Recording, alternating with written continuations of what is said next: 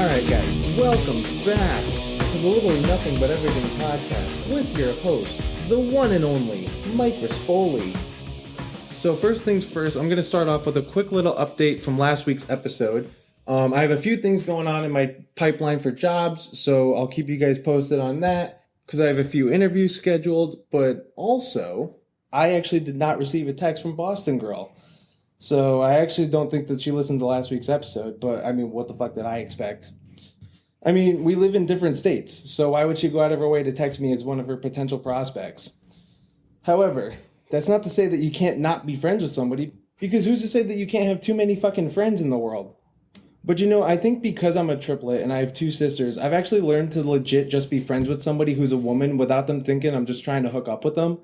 Like, growing up, I thought that my sister's friends would be potential prospects for me. But then I kind of realized that trying to date one of my sister's friends actually would be kind of awkward. And the reason why is because my sisters and I were the same age, so we ended up having a lot of the same friend groups. So if I tried to date one of their friends and then it got dicey, things just could have, like, gone awry in not a good way. Like, it definitely would have maybe caused some rifts there in the friendship. And honest to God, the last thing anybody needs is more drama in their life. So I guess that through that, I've been able to, like, associate a potential friend versus dating someone.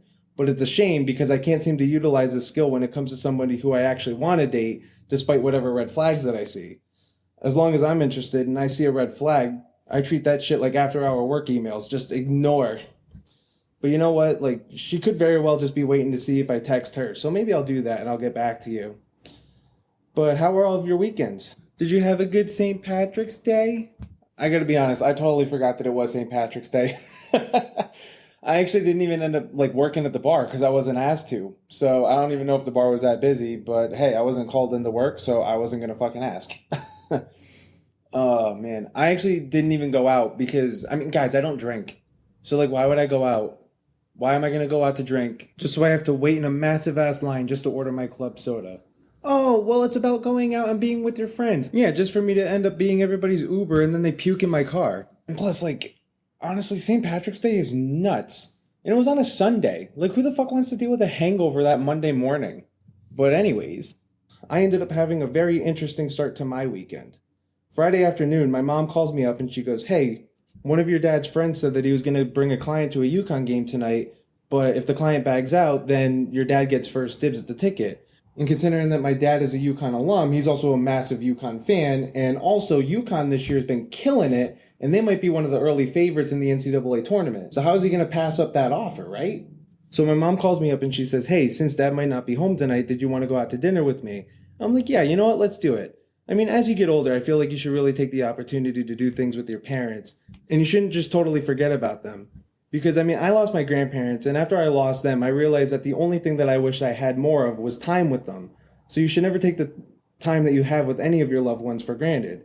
So I was like, "Yeah, Mom, we can go out to dinner. I'd be happy to." So a little later, my mom actually calls me up and she says, "Hey, your dad's friend's client ended up saying that he's going to go to the game, so your dad's going to end up joining us for dinner." So I'm like, all right, it's not a big deal. It's not like he's going to be throwing in any wrenches into our plans. So we go to the restaurant, and right as we sit down, my mom sits down in her chair, and as she's going to scooch herself in closer to the table, I get to see that the chair wasn't fully secured, so her finger got caught between the seat and the leg of the chair, and it was sliced by a metal piece on the seat. So she yanks her hand out and screams in pain, but she's also, like, totally freaking out. But right away, you could tell that this wasn't just a pinched finger, because she was in some serious pain. So my dad and I are like, "Oh my God, like, are you okay?" And my mom's like, "No, my finger really hurts." And when she holds it up, we saw that she had a slice, like, right at the base of her nail. So we know that this is a little bit more than just like a finger pinch. But what really got us was when she went to inspect her nail, and as soon as she touched it, her finger just went fully back. And we see how deep the cut is. And all of our reactions are just like, "Holy shit, you sliced off your fucking finger." So people are now turning around at us like, "What the fuck is all this commotion?" But I'm like, "Hey, like, she has a serious cut from getting her finger caught in the chair." So we run up to the front counter like, "Yo, we need a shit ton of napkins, like, now." And my mom's like running out of the restaurant with this massive wad of napkins. But what's really interesting is how my mom's brain works. Because once we got into the car, she became, like, way more worried about my dad's driving on the way to the emergency room rather than it was about her finger. And I just remember her saying, like, "Hey, don't get pulled over." And I'm just like, just show the cop your finger. Like, I think if there's any excuse for speeding, it's this. Meanwhile, my ass would have been like, run these fucking lights. I don't give a shit. I mean, it's not like Connecticut has those light cams, and it's only illegal if you get caught. So fucking pedal to the metal here, boys. Let's fucking go. But then she goes, okay, well, if we get into an accident, then my finger won't be the only problem. All right, well, you know what? Touche, Mom. Like, touche. So we end up going to the emergency care, and what a crock of horse shit that is. First of all, we go to check in, and my dad's in front of us, like the first one in line. So he goes, hey, my wife severed off her finger. And as we're getting checked in, some other random nurse talks to the one that's checking us in, and he's like, hey, do you have a pair of shears? So the nurse checking us in stops what she's doing to help us, to like help out this asshole to look for some shears. And it's like, hey, we're in urgent fucking care here. How about you ramp up the sense of urgency with what's going on in front of you here, assholes? Plus, the fact that you wouldn't have shears in every room is fucking stupid. Like, we pay all this money for our health insurance, and you don't have a fucking basic tools needed in every room? Like, what the fuck is wrong with our hospitals? Is this just a Greenwich thing? So while this is going on, I'm also texting on my phone looking like a typical millennial just buried in my phone. But I'm texting my sisters the story as to like what's going on so they know what the deal is. So they're like, oh, well, how's mom doing? And my response was like, well, I mean, she's hanging on by a thread. So they bring my mom back into like the check-in room, right? But my dad and I go with her, and they ask my mom what happened, and she tells the story, and my dumbass, trying to make a little joke, just goes, yeah, with all the blood, I felt bad for all the people eating marinara. So the nurse laughs, but apparently this wasn't a laughing matter because my mom just glares at me, and she's like, maybe you should just go wait outside.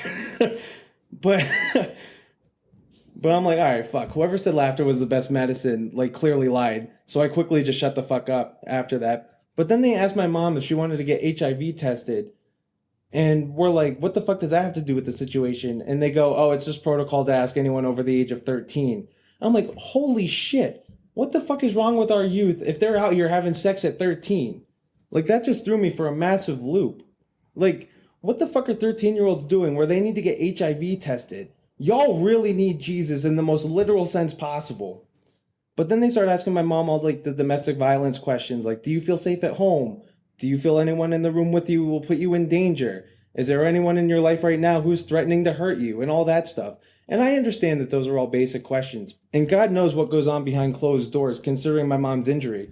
But like, okay, you would think that these questions would be asked in private in case the abuser is actually with the person and they would feel a little bit more comfortable answering these questions. But I'm also wondering if it's because maybe I was there, and because I'm a spitting image of my dad, they just assumed that I was their kid, so they didn't like sense any actual danger on the home front. I don't know. I just thought that was kind of interesting too. But I mean, what would happen if a man came in with a severed finger? After the Johnny Depp trial, do those questions now also get asked if a man comes in with an injury with his wife present? Like, I understand that with the Me Too movement and Time's Up and all these like guys like Harvey Weinstein and Bill Cosby and Deshaun Watson, R. Kelly, Chris Brown, Ray Rice. I mean, the list just goes on. I feel like that men in general now are just perceived as being this type of monster, and we're all creeps. So it makes sense why women would feel intimidated. But if anything, I think that Johnny Depp Amber Heard trial really brought to light the fact that it's not just men who are capable of this, and women can be capable of it too. But I also feel like this maybe just be a general overall feeling of intimidation that my generation and the younger generation tends to feel nowadays when it comes to talking to someone that you might be interested in. Like, women are intimidated in the sense of like, will this dude hurt me? And that can be in like the sense of it being either emotional or physical, or God forbid it's both. Like, the fact that women need to have all these precautions going out, like covering their drinks and making sure that they're using the buddy system. I mean, guys, you aren't macho or an alpha dude if you need to resort to doing anything fucking stupid or violent to get with someone. So I don't think that this, like, fear, for lack of a better word, is totally unwarranted on the woman's side. And, you know, I mean, I can see the sense of intimidation at the bar with some of the girls who come in at the bar that I work in. I mean, these girls come in wearing lingerie tops as a shirt, which, hey, I'm not complaining. I like the eye candy. But they come in and are like, hello, how are you? And I'm like, how do you manage to have your business voice on while you also decided to wear something like that? Like, I'm not clothes shaming. I'm literally just saying, if you were to come into work dressed like that and also try to act professional, it would throw anybody for a loop. I mean, I can literally see through it, both the shirt and the act. So trust me, I already know that you're about to get white girl wasted off your 2 vodka sodas from hitting your pregame too hard. But I also can't help but think it's more the fact that, like, I'm the bouncer and I'm the guy who can, like, kind of ruin their night, considering I'm the, like, person in authority at the time. I mean, with the amount of people that I have to turn away due to their fakes, I'm already this guy who's just seen as a dick in establishing order. Yet what's funny is like they go to the bartenders all flirtatious because that's a different setting. And they're hoping that if they act all cute and charming, they'll get a free drink. But they're too dumb to realize that they won't because these dumbass kids don't tip. So, like, yeah, we'll take the compliment, but I'd rather take your money.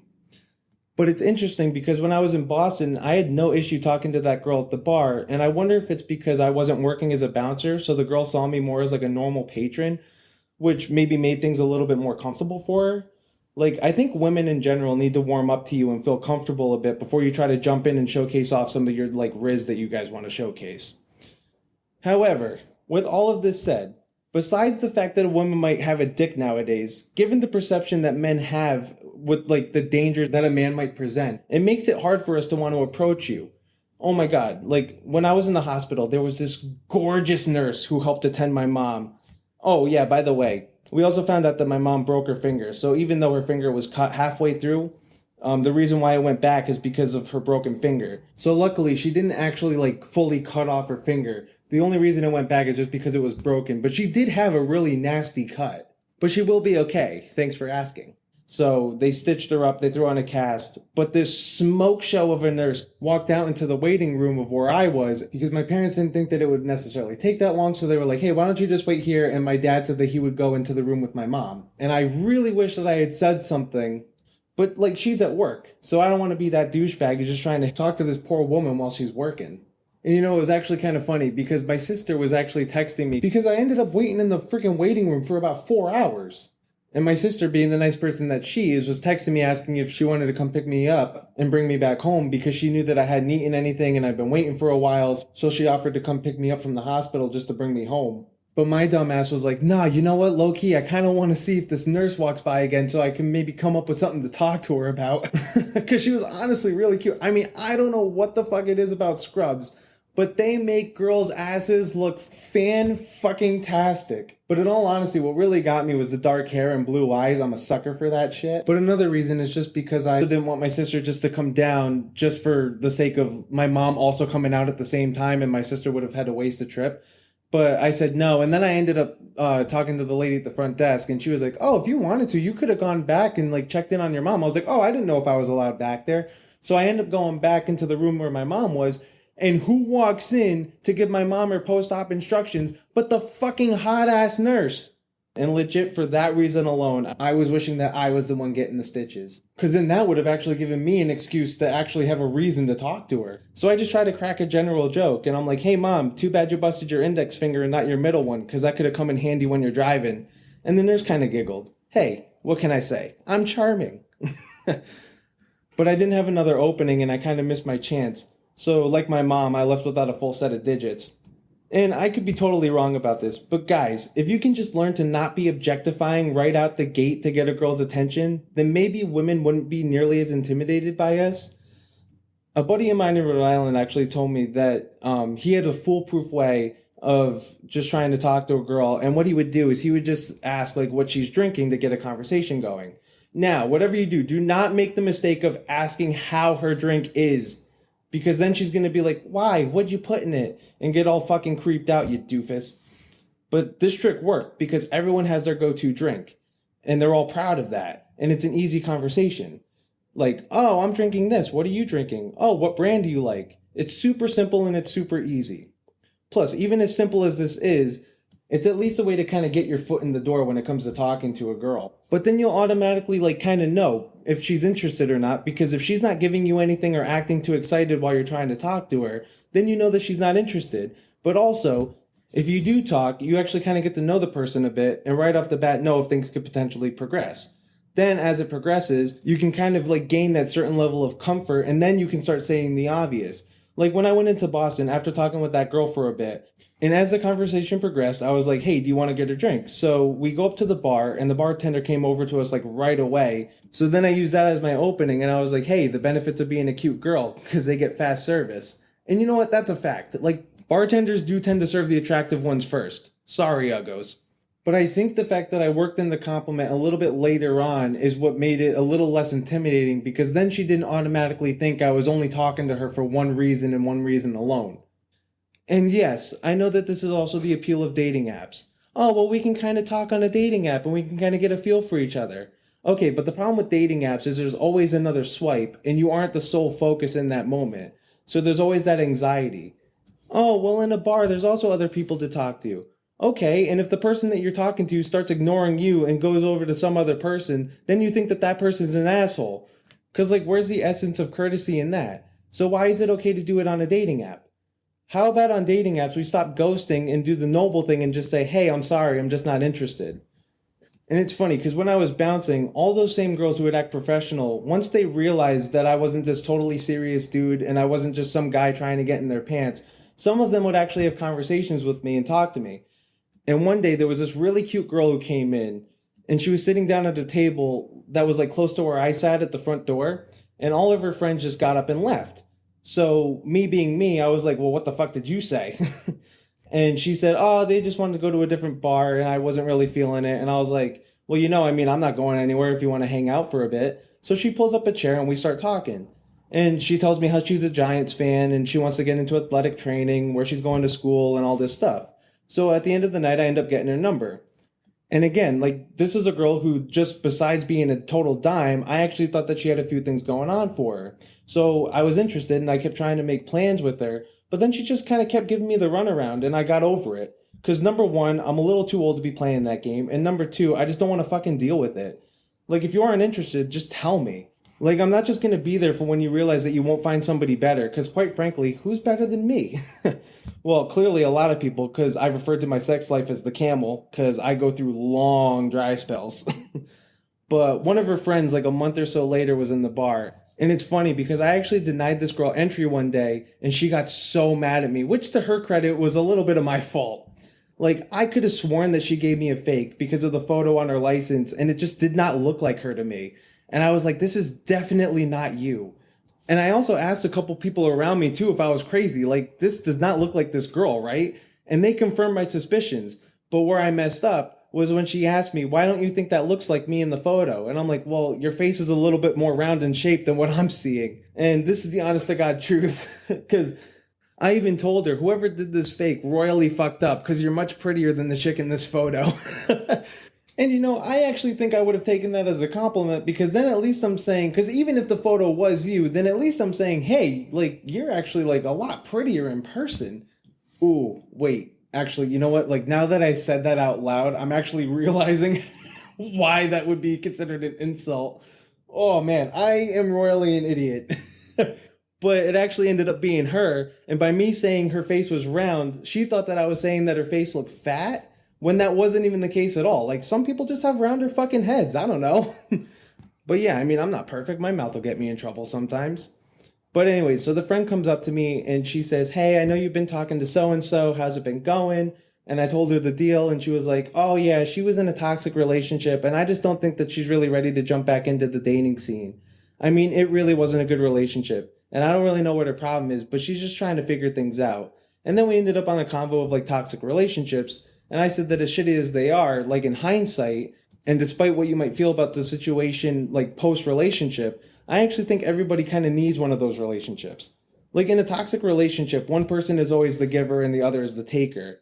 And the taker is always the one who knows how to manipulate you to, like, get you back and utilize your weaknesses to keep you interested, which then creates that back and forth of being in and out of a relationship despite the toxicity. And ultimately, I think it's a good thing in the sense that it makes you aware of red flags to avoid in certain people for what you're looking for in someone.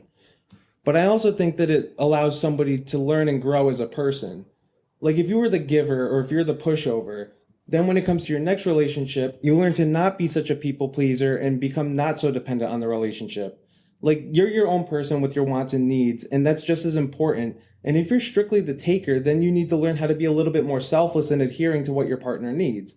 Like, the main issue becomes when you don't take that time that you need to process what happened and you just jump right back into a relationship. And this is partly in fault of that old saying, like, the best way to get over somebody is to get under somebody. But I think that ultimately just has you using the next person that you're with and you just end up hurting that person.